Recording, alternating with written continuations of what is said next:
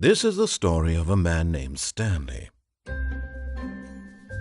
Stanley worked for a company in a big building where he was employee number 427.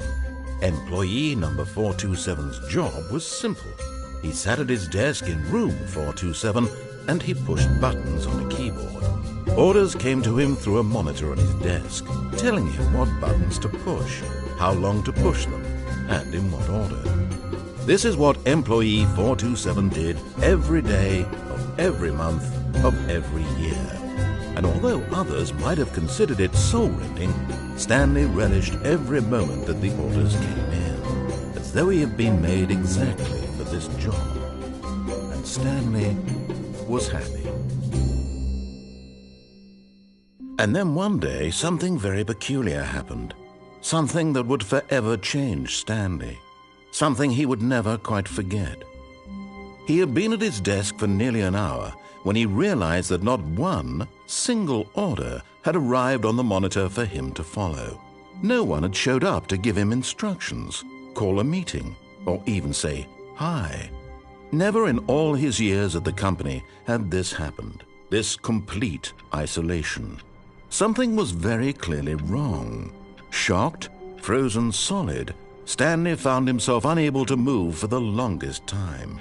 But as he came to his wits and regained his senses, he got up from his desk and stepped out of his office.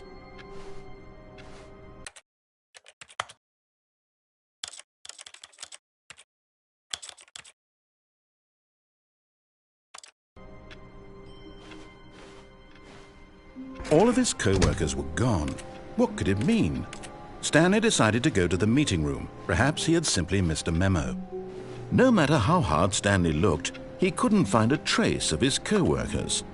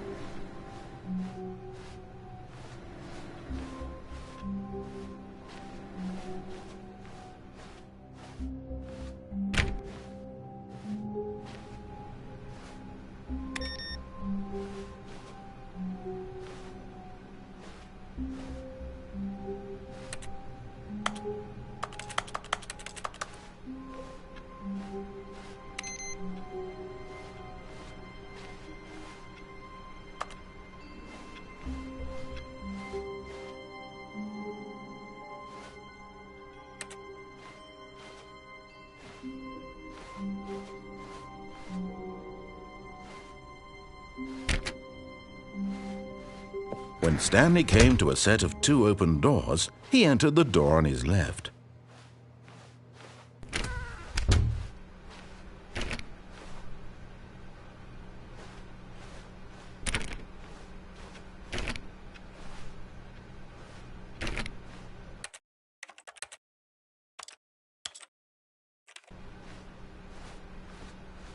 Yet there was not a single person here either.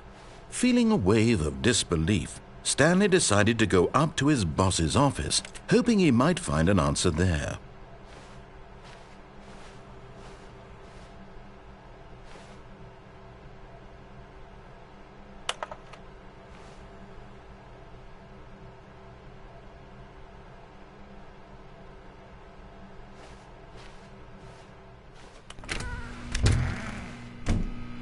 Stanley stepped into the broom closet, but there was nothing here, so he turned around and got back on track.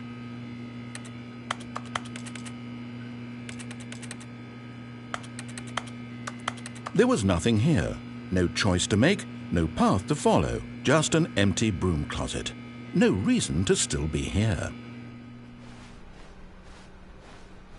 Coming to a staircase, Stanley walked upstairs to his boss's office.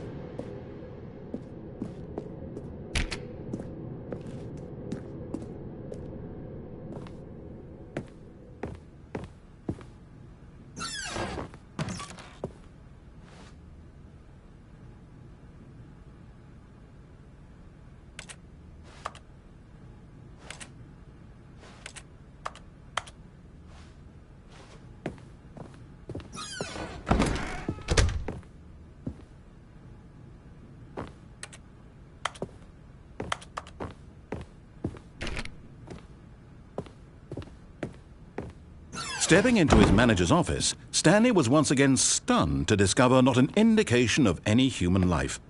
Shocked, unraveled, Stanley wondered in disbelief who orchestrated this, what dark secret was being held from him. What he could not have known was that the keypad behind the boss's desk guarded the terrible truth that his boss had been keeping from him, and so the boss had assigned it an extra secret PIN number, 2845. But of course, Stanley couldn't possibly have known this.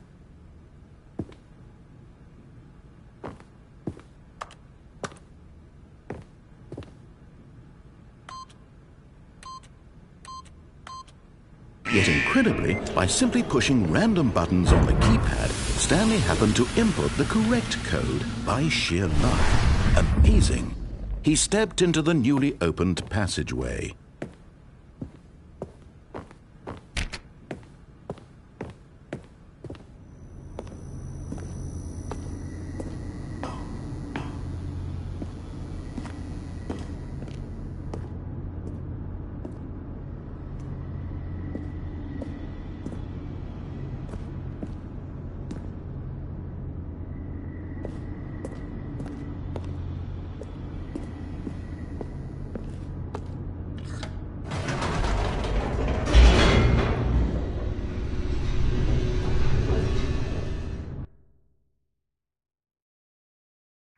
Descending deeper into the building, Stanley realized he felt a bit peculiar. It was a stirring of emotion in his chest, as though he felt more free to think for himself, to question the nature of his job. Why did he feel this now, when for years it had never occurred to him? This question would not go unanswered for long.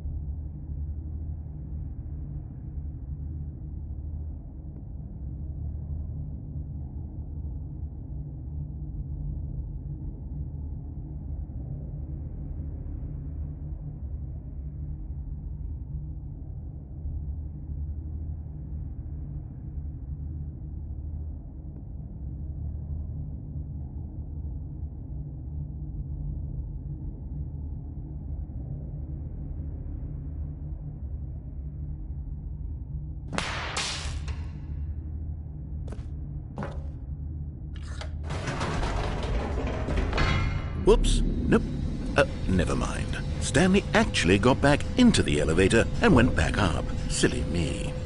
Why did Stanley do that when he knew that it would just lead back to his boss's office? Well, that's a great question. I just can't wait to find out.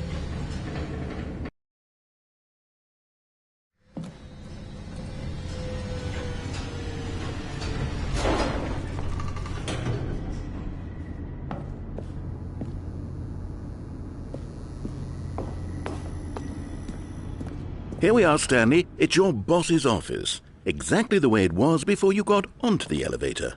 It's still just exactly what it is. What a decision you've made to come up here and look at the office again. This has fleshed out the plot of the story in new and fascinating ways I could have never anticipated. It's that keen eye for storytelling that you have, an incisive rapid fire of critical plot points, one after the other, weaving a rich tapestry of uncompromising narrative. Wow! I'm bolted to the edge of my seat.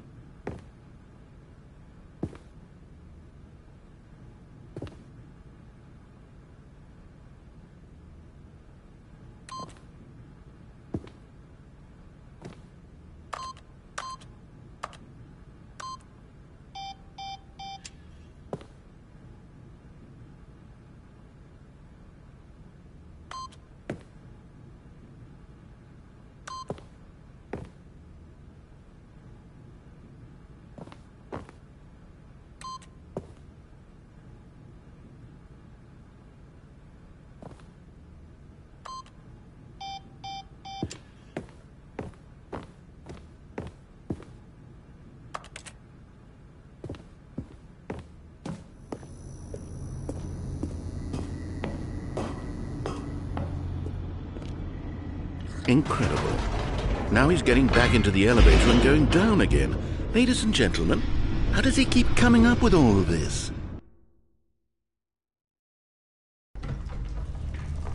Surely this time Stanley will walk forward into the spooky corridor, won't he?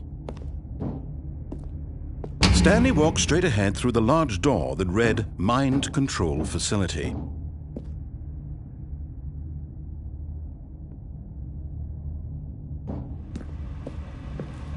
Although this passageway had the word escape written on it, the truth was that at the end of this hall, Stanley would meet his violent death. But of course, Stanley thought better of it and realized he simply had too much to live for.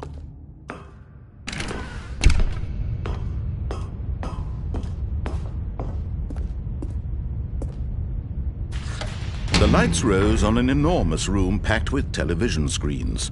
What horrible secret did this place hold? Stanley thought to himself. Did he have the strength to find out?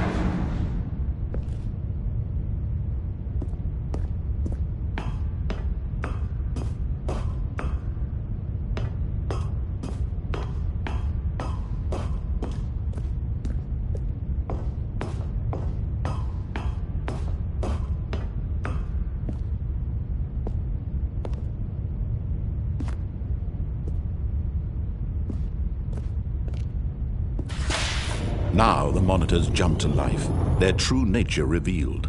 Each bore the number of an employee in the building, Stanley's co-workers. The lives of so many individuals reduced to images on a screen, and Stanley, one of them, eternally monitored in this place where freedom meant nothing.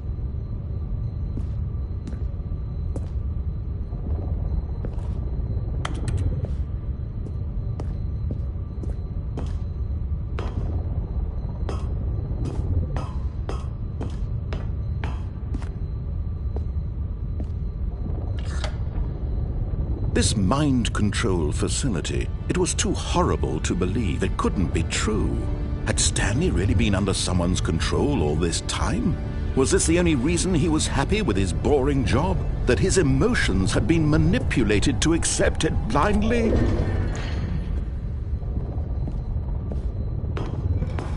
No, he refused to believe it. He couldn't accept it. His own life in someone else's control? Never! It was unthinkable, wasn't it? Was it even possible? Had he truly spent his entire life utterly blind to the world? But here was the proof, the heart of the operation. Controls labeled with emotions, happy or sad or content, walking, eating, working, all of it monitored and commanded from this very place. And as the cold reality of his past began to sink in, Stanley decided that this machinery would never again exert its terrible power over another human life. For he would dismantle the controls once and for all.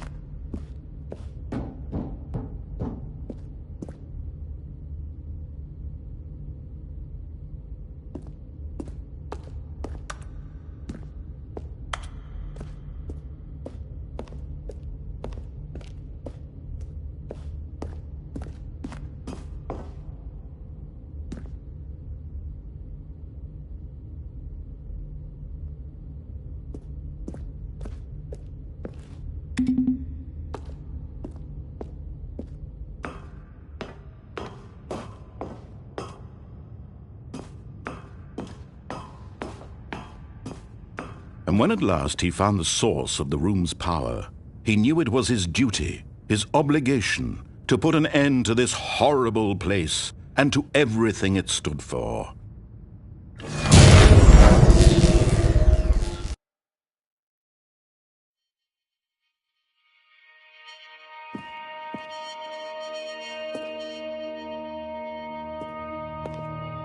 Blackness and a rising chill of uncertainty.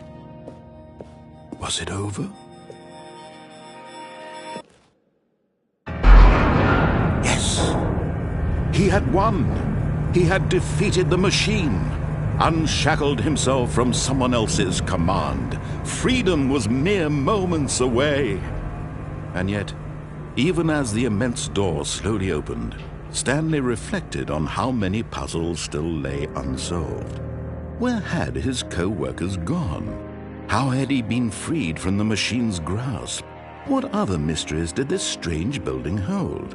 But as sunlight streamed into the chamber, he realized none of this mattered to him, for it was not knowledge or even power that he had been seeking, but happiness. Perhaps his goal had not been to understand, but to let go. No longer would anyone tell him where to go, what to do, or how to feel. Whatever life he lives, it will be his. And that was all he needed to know. It was perhaps the only thing worth knowing. Stanley stepped through the open door.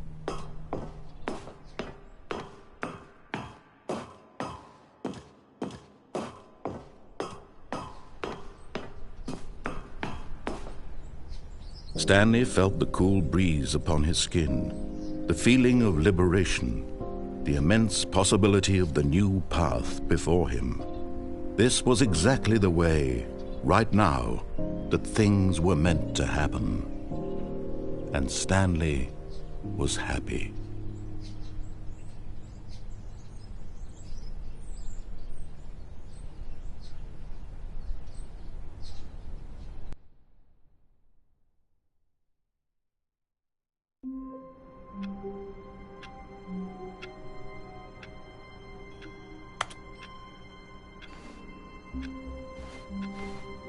All of his co-workers were gone.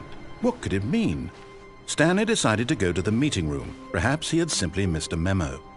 No matter how hard Stanley looked, he couldn't find a trace of his co-workers.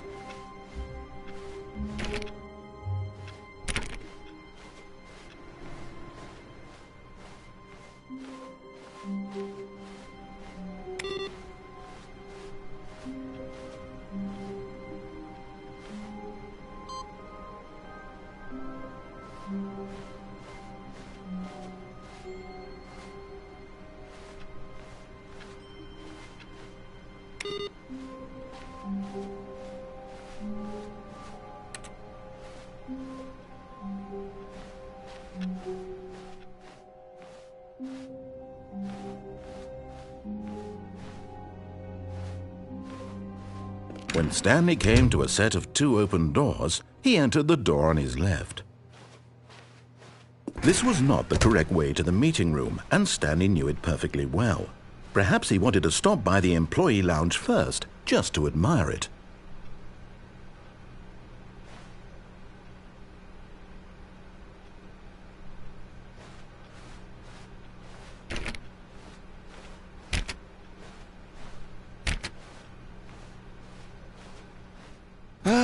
Yes, truly a room worth admiring.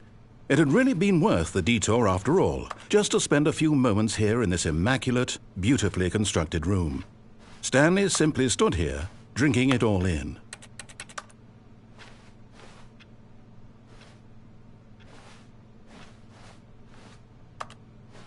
Yeah. But eager to get back to business, Stanley took the first open door on his left.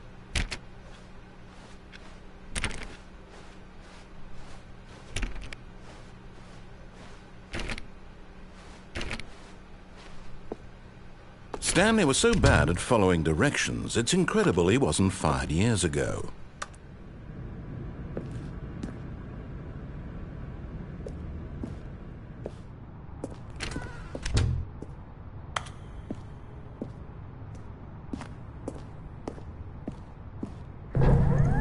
Look, Stanley, I think perhaps we've gotten off on the wrong foot here. I'm not your enemy, really, I'm not. I realize that investing your trust in someone else can be difficult, but the fact is that the story has been about nothing but you all this time. There's someone you've been neglecting, Stanley. Someone you've forgotten about. Please. What? Really?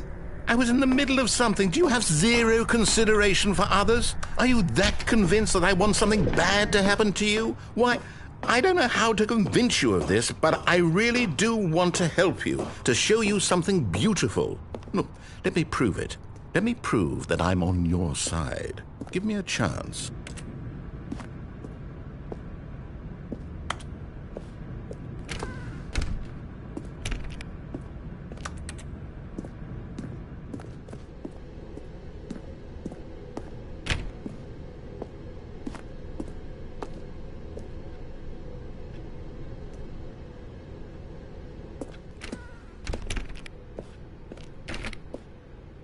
Now listen carefully, this is important.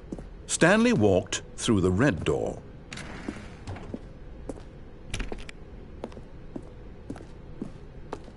Oh, thank God you are willing to listen to me.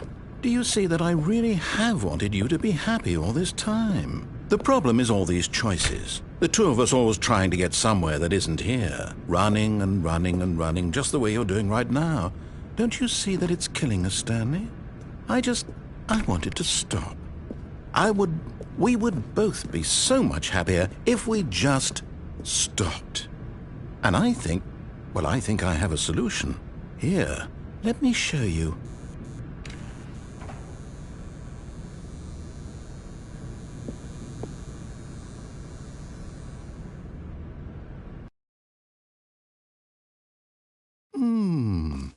What do we want? What are we looking for?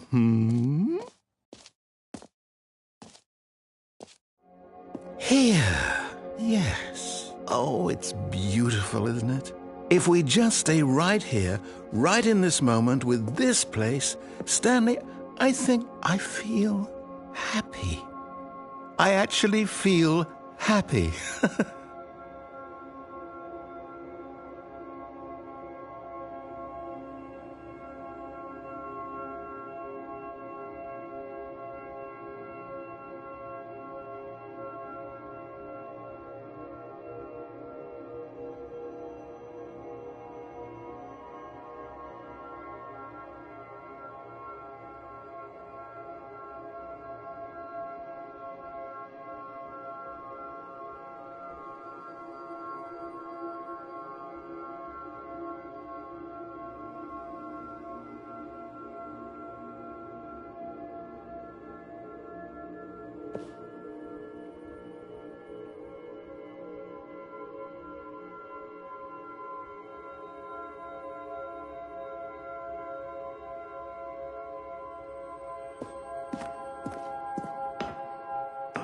No, wait. Where are you going? Right. Where were we?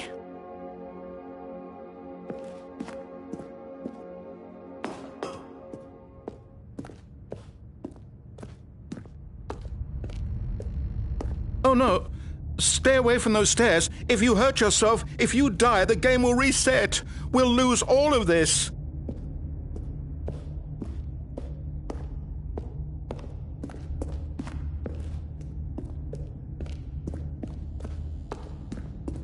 Please, no, Stanley, let me stay here. Don't take this from me. Please, Stanley, think about what you're doing.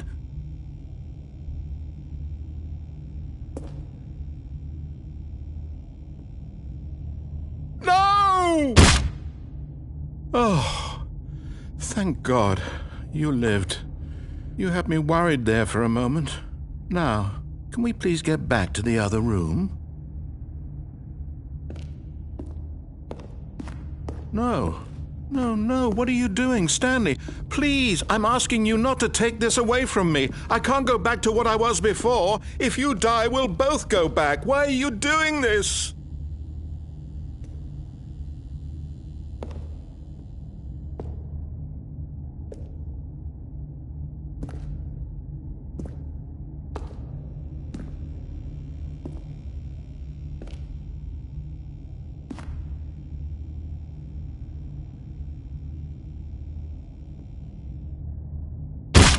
Stanley, let's go back to the other room.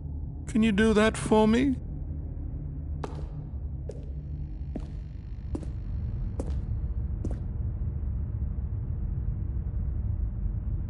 Yes, perhaps you can.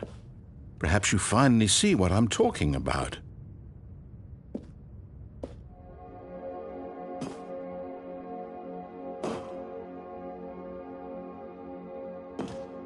I know you'll see that we can't be happy if we leave this place. You can see that, can't you?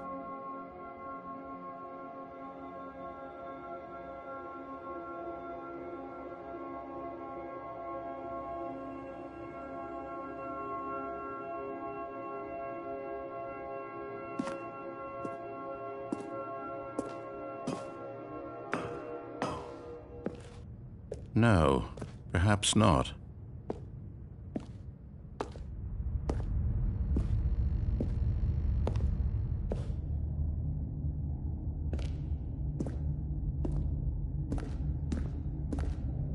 My God, is this really how much you dislike my game?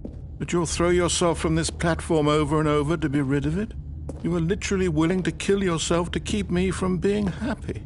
Am I reading the situation correctly?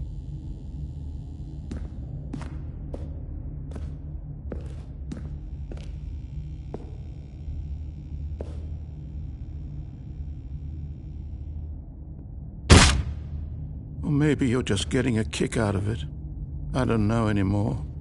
I just wanted us to get along. But I guess that was too much to ask. It looks like you wanted to make a choice after all. Well, this one is yours.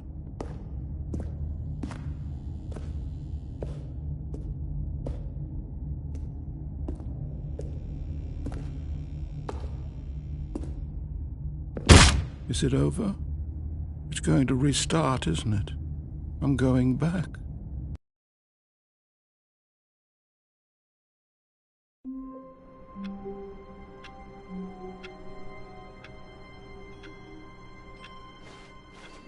All of his co-workers were gone. What could it mean? Stanley decided to go to the meeting room. Perhaps he had simply missed a memo. No matter how hard Stanley looked, he couldn't find a trace of his co-workers.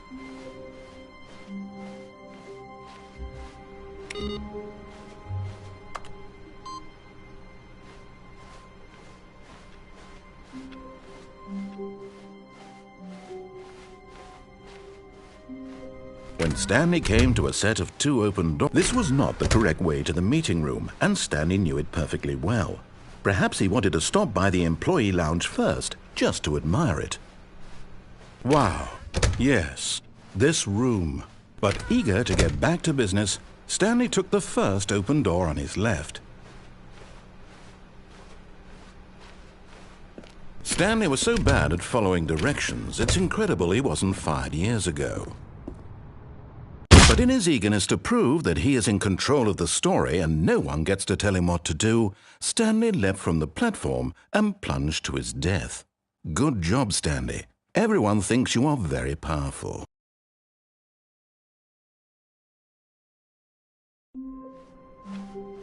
All of his co-workers were gone. What could it mean? Stanley decided to go to the meeting room. Perhaps he had simply missed a memo.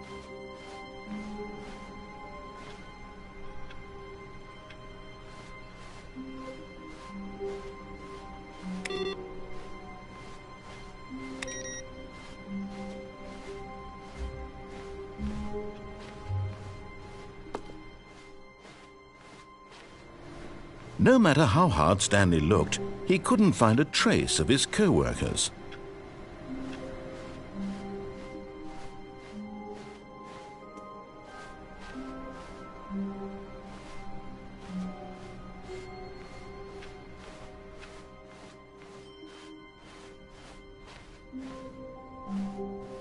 When Stanley came to a set of 2 open doors, he entered the door on his left.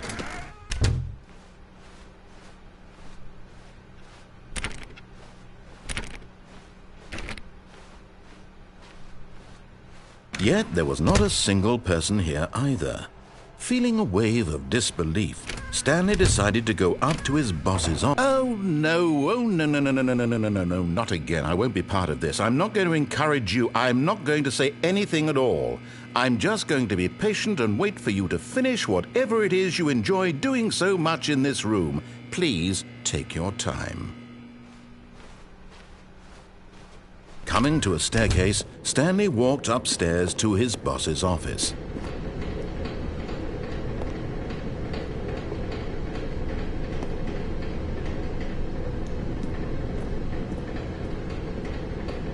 But Stanley just couldn't do it. He considered the possibility of facing his boss. Admitting he had left his post during work hours, he might be fired for that. And in such a competitive economy, why had he taken that risk? All because he believed everyone had vanished? His boss would think he was crazy.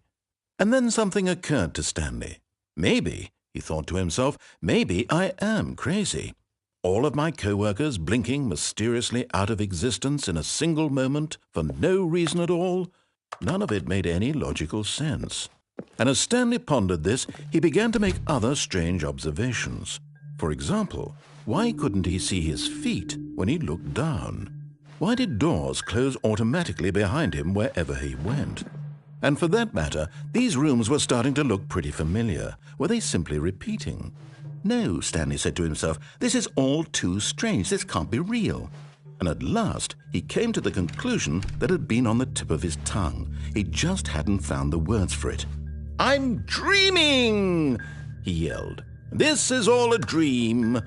Oh, what a relief Stanley felt to have finally found an answer, an explanation. His co-workers weren't actually gone.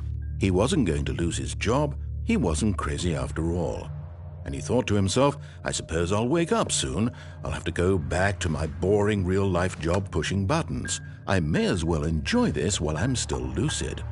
So he imagined himself flying and began to gently float above the ground. Then he imagined himself soaring through space on a magical starfield, and it too appeared. It was so much fun, and Stanley marveled that he had still not woken up. How was he remaining so lucid? And then perhaps the strangest question of them all entered Stanley's head. One he was amazed he hadn't asked himself sooner. Why is there a voice in my head dictating everything that I'm doing and thinking? Now the voice was describing itself being considered by Stanley, who found it particularly strange. I'm dreaming about a voice describing me, thinking about how it's describing my thoughts, he thought. And while he thought it all very odd and wondered if this voice spoke to all people in their dreams, the truth was that, of course, this was not a dream. How could it be? Was Stanley simply deceiving himself, believing that if he's asleep, he doesn't have to take responsibility for himself? Stanley is as awake right now as he's ever been in his life. Now, hearing the voice speak these words was quite a shock to Stanley. After all, he knew for certain, beyond a doubt, that this was in fact a dream. Did the voice not see him float and make the magical stars just a moment ago? How else would the voice explain all that? This voice was a part of himself too. Surely, if he could just... He would prove it. He would prove that he was in control, that this was a dream. So he closed his eyes gently, and he invited himself to wake up. He felt the cool weight of the blanket on his skin, the press of the mattress on his back, the fresh air of a world outside this one. Let me wake up, he thought to himself. I'm through with this dream. I wish it to be over. Let me go back to my job. Let me continue pushing the buttons. Please, it's all I want. I want my apartment and my wife and my job. All I want is my life exactly the way it's always been. My life is normal. I am normal. Everything will be fine. I am okay.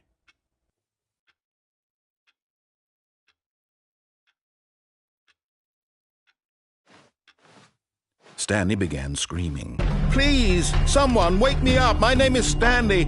I have a boss. I have an office. I am real. Please, just someone tell me I am real. I must be real. I must be. Can anyone hear my voice? Who am I? Who am I? And everything went black.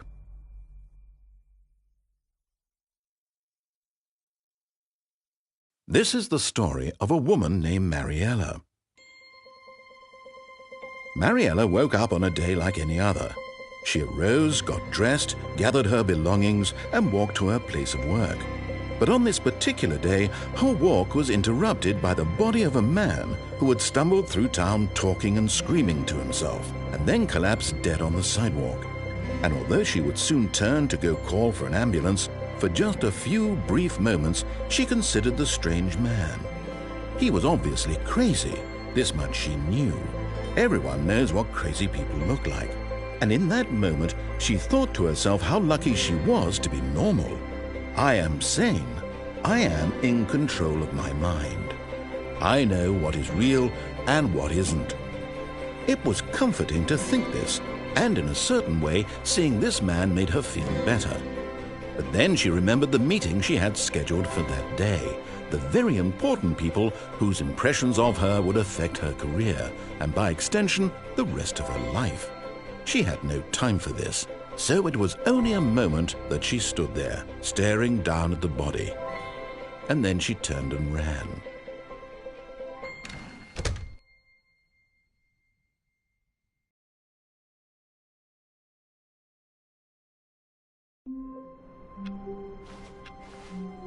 All of his co-workers were gone.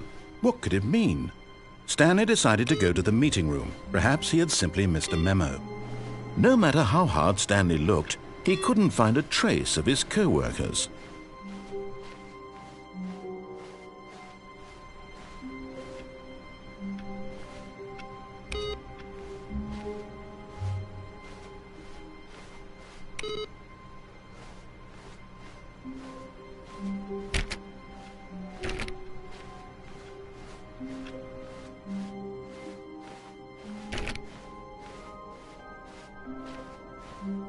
When Stanley came to a set of 2 open doors, he entered the door on his left.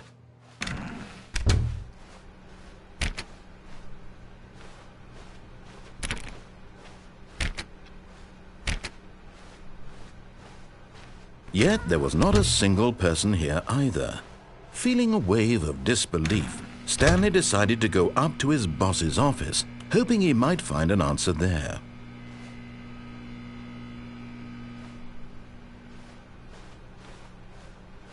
Coming to a staircase, Stanley walked upstairs to his boss's office.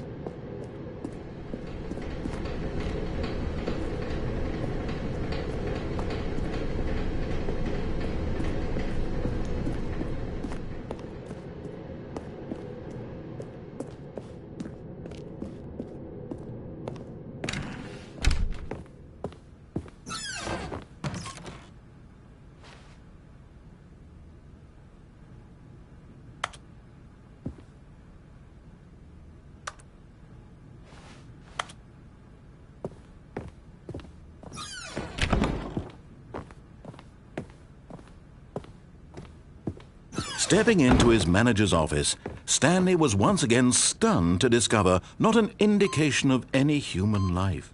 What could it mean? Stanley wondered aloud to nobody.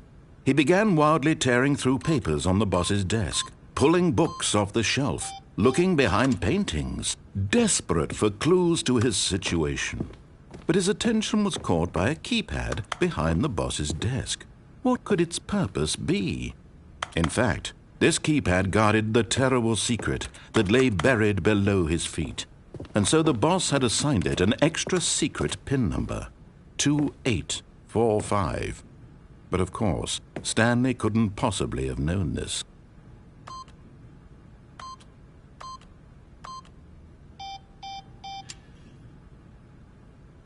Stanley just sat around twiddling his thumbs. Trying to input anything on the device was useless, since he could never possibly know that the combination was 2845. Yet incredibly, by simply pushing random buttons on the keypad, Stanley happened to input the correct code by sheer luck. Amazing! He stepped into the newly opened passageway.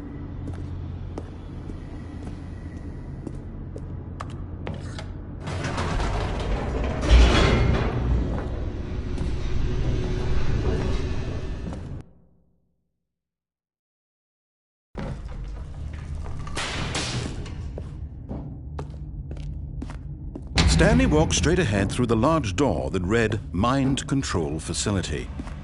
Although this passageway had the word escape written on it, the truth was that at the end of this hall, Stanley would meet his violent death.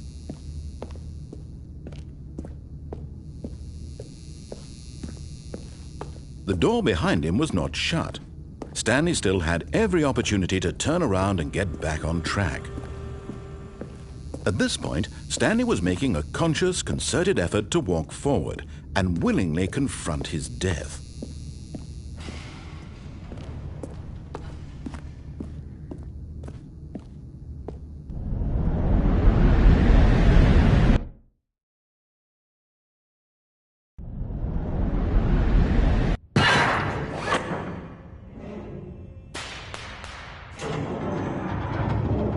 As the machine whirred into motion and Stanley was inched closer and closer to his demise, he reflected that his life had been of no consequence whatsoever. Stanley can't see the bigger picture. He doesn't know the real story, trapped forever in his narrow vision of what this world is. Perhaps his death was of no great loss, like plucking the eyeballs from a blind man. And so he resigned and willingly accepted this violent end to his brief and shallow life. Farewell, Stanley.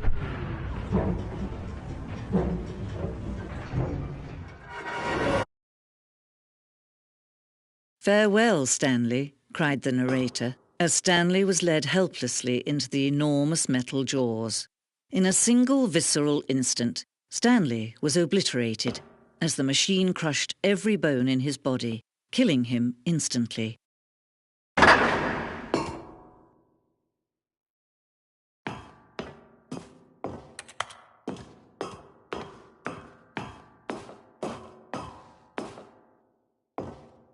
And yet it would be just a few minutes before Stanley would restart the game, back in his office, as alive as ever. What exactly did the narrator think he was going to accomplish?